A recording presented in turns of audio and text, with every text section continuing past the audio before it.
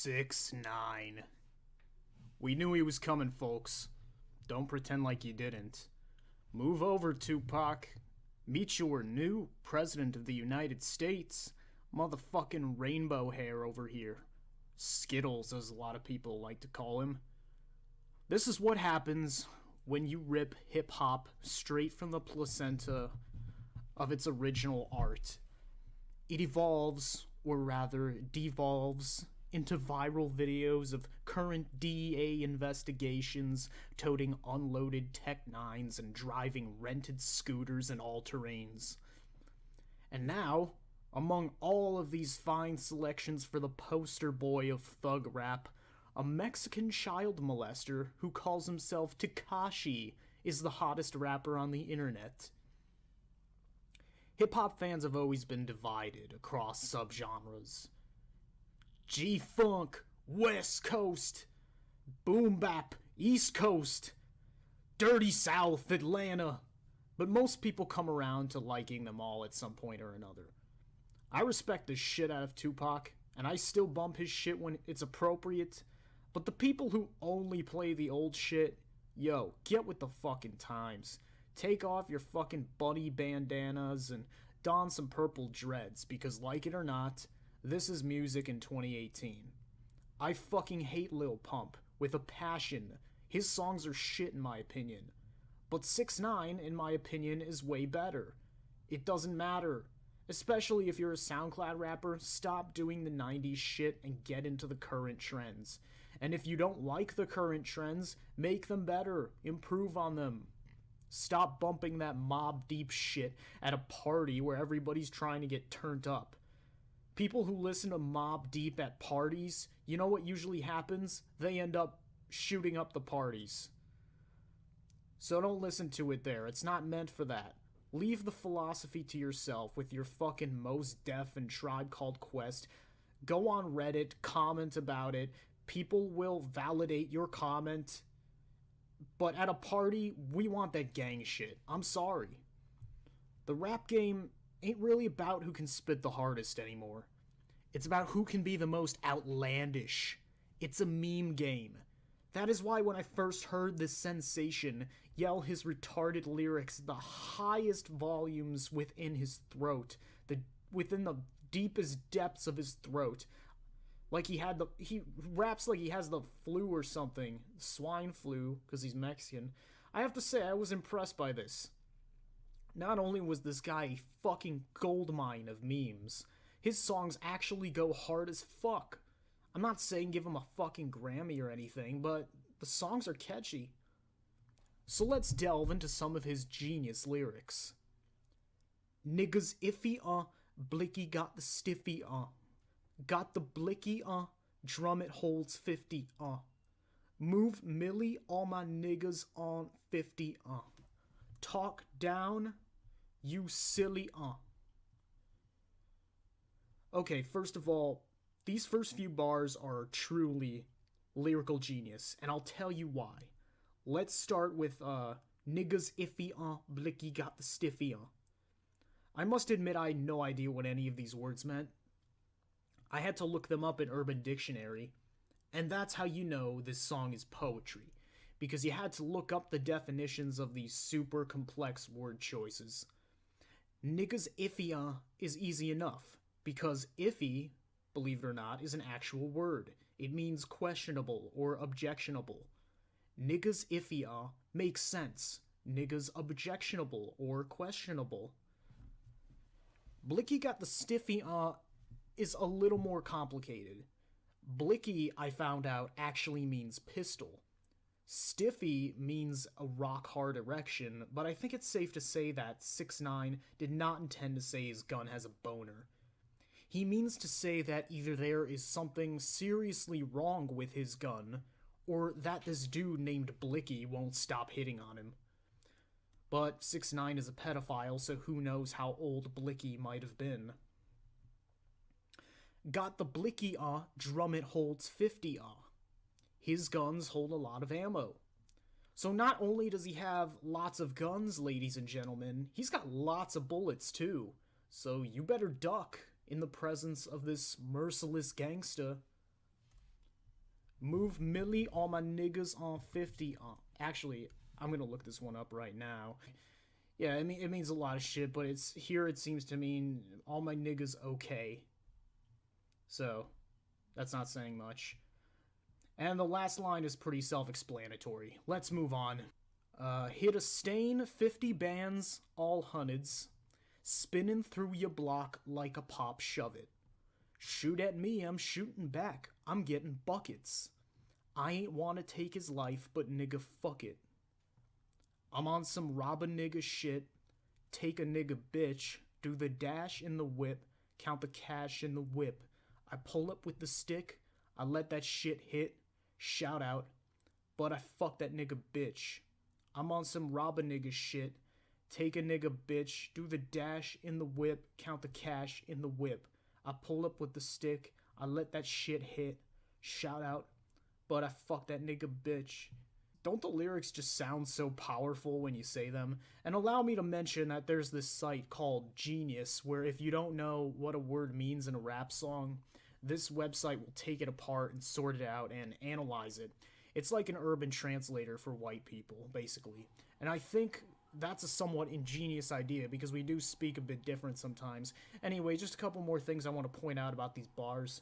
Spinning means shooting up, as in shooting up your block, and a pop shove it is actually a neat skateboarding trick where the board spins around on the jump off the ramp.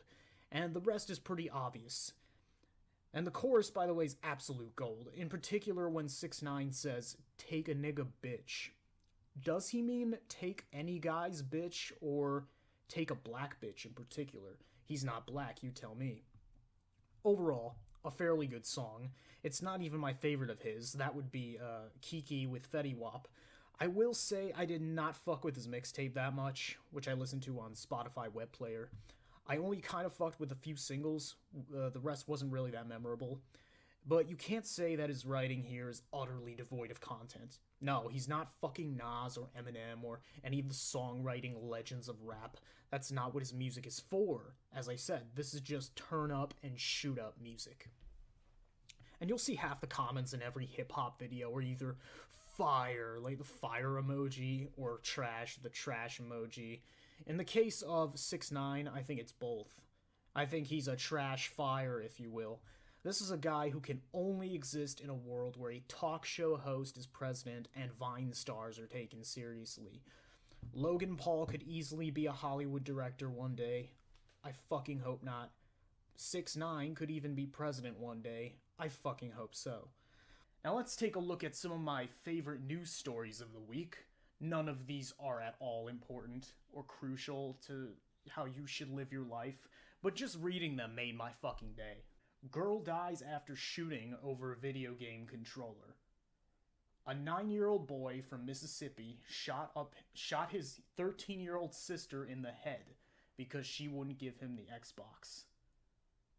Libtards, conservatives, start your keyboards. If you don't already see why this is the perfect news story, let me explain. It's a story that involves an absurdly tragic death. And tragedy and comedy are really two sides of the same coin. So to me, this is absolutely hilarious. And I'm starting to question the reason guns were invented.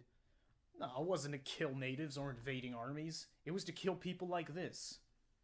Mississippians. Oh, too far, too far. The only way this could be funnier is if it took place in Florida, but no, it actually took place in Mississippi. I guess the apple doesn't fall too far from the tree, because that's really one of the big follow-up candidates for most fucked up State of the Union, I would say.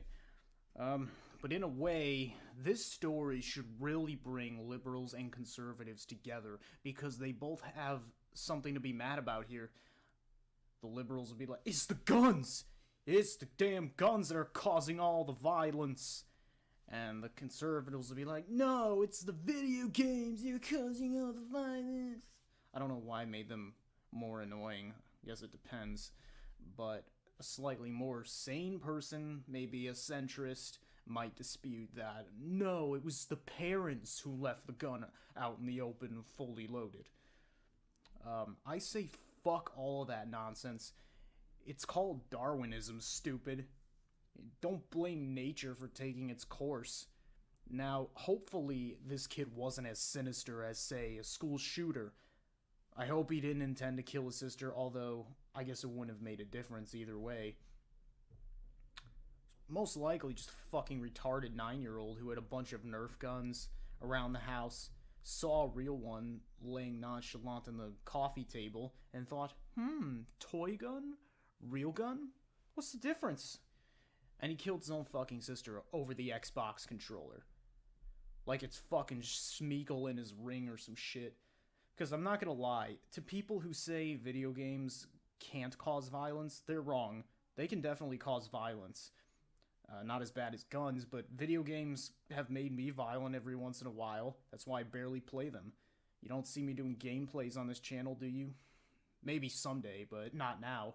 If you keep losing the same level over and over again and your coordination is dog shit and you had too much fucking Red Bull, yeah, I've had a moment where I threw the fucking remote across the room.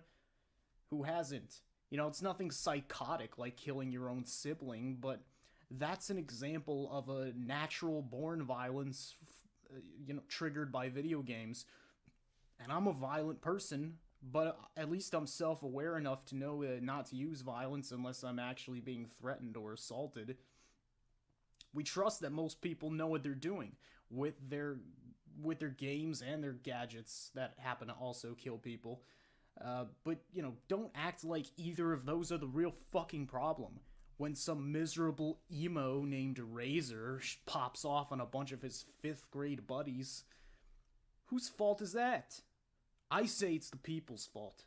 Fuck them. It's humanity's fault for being fucking idiots. That's just it. It's whatever. I'm not saying feel good or feel bad about which way or that, but when you live in America, a culture of shame, corporate fear-mongering, where we punish the mentally ill with prison, we punish drug dealers with prison, we punish workers with shit wages, and the politicians punish us with religion, and those same politicians will go forever unpunished. Do you really expect a peace-loving culture in return? Natural selection is a natural process. Let it happen. Stop trying to alter nature to your whim, you fucking selfish pricks. And I got one more thing to wrap up this episode of Ragewin. We're going to end this on a lighter note by making fun of feminists. Who doesn't love that? And at this point, if you're a feminist and you're a fan of mine, you can stop watching if you like. I hope you don't. It'd be better for me if you just listen like a regular fucking person and not give a fuck about what I say, just be entertained. That'd be awesome. That's kind of the whole point of this is entertainment. And I don't depend on you liking me. So if you could just stick around and if you can possibly stomach it and somehow muscle through and somehow find the courage to make it through a make fun of feminist segment, that would be fucking awesome. Thank you. So the title of the article is How Do I Deal with My Hatred of Men? Now, if you're not a beta male and you happen to have a penis, your first answer to this question should be off the top of your head, dick. But no, that's not the real answer. The real answer to that question, how do I deal with my hatred of men, is, who gives a shit, bitch? That's your fucking problem. Like, if I just posted that question, if it was just the other way around, how do I deal with my hatred of women? It'd be like, I guess you fucking kill yourself, asshole. But no, I'm gonna give this woman the benefit of the doubt. Let's hear what she asks these New York Times journalists. I don't want to be emotionally unavailable to any type of sex that I'm attracted to. How am I supposed to find a life partner if I can't even find many men who treat women like equals? None of my male friends I know have ever had a problem with treating women as equals. And even if you've had terrible luck with shitheads in the past, like, the chances of you not being able to find a lot of good men is pretty much impossible. It's basically based on your unwillingness to do so. You're a fucking idiot. Do you realize that right now? Do you realize what you're saying? 50% of the population, you're just going to smother them. You're just going to fucking put them all in the same category. Doesn't make sense to me. Let's see how this beta male responds. Steve Allman replies, "Your letter made me think of James Baldwin's famous formulation that to be African American in this country and to be relatively conscious is to be in a rage almost all the time." First thing he does, classic male feminist move, he lionizes the plight of the white women to that and compares it to that of African American people in American history. Oh my god. I can almost sense all the pussy this guy's getting right now. Probably not, but let's entertain this notion. I think the comparison is fucking absurd for a couple reasons. I mean, yeah, women got smacked around a lot back then, mentally oppressed a lot more. But guess what? So were the male children. If your violent shithead husband came home to beat the shit out of you, rape you, and pass out, guess what? The kids suffered at least a good deal of that as well. And then they grew up to become the same violent shitheads that their fathers taught them to be, all because of your stupid choices. And you know what else? White women were never slaves. I think that's the final nail in the coffin of this comparison. I can't speak from experience, but actual slavery was probably way worse than being told to shut your trap when your man got home at 9 o'clock and you just got back from shopping. But this is a classic male feminist move. Compare the plight of all women to the plight of all African Americans. I say it doesn't really compare unless you're talking about African American women. Specifically, historically, that was pretty bad. But not so much anymore. Shit, Oprah Winfrey won a fucking Oscar, not for acting, just for nothing. Okay? If she can do it, anybody can. And the rest of this article is just a pointless validation of this bitch's feelings. The bottom line is, if you're not getting any men in your life, maybe it's because men actually might occasionally have standards. Oh, you think we don't? I wouldn't touch a radical feminist vagina with a 10-foot pole, let alone my own. You just know. If you're being a bitch, why even try? Maybe that's the plan. But don't come crying to me when it works. Thanks for tuning into Rage Win. I'm Jake Jones. If you liked this video, rate it, share it, subscribe, follow the links, do whatever you gotta do. And if you have any offers for advertising on my channel, feel free to Facebook message me or tweet me. Until then, let's keep on raging for the win.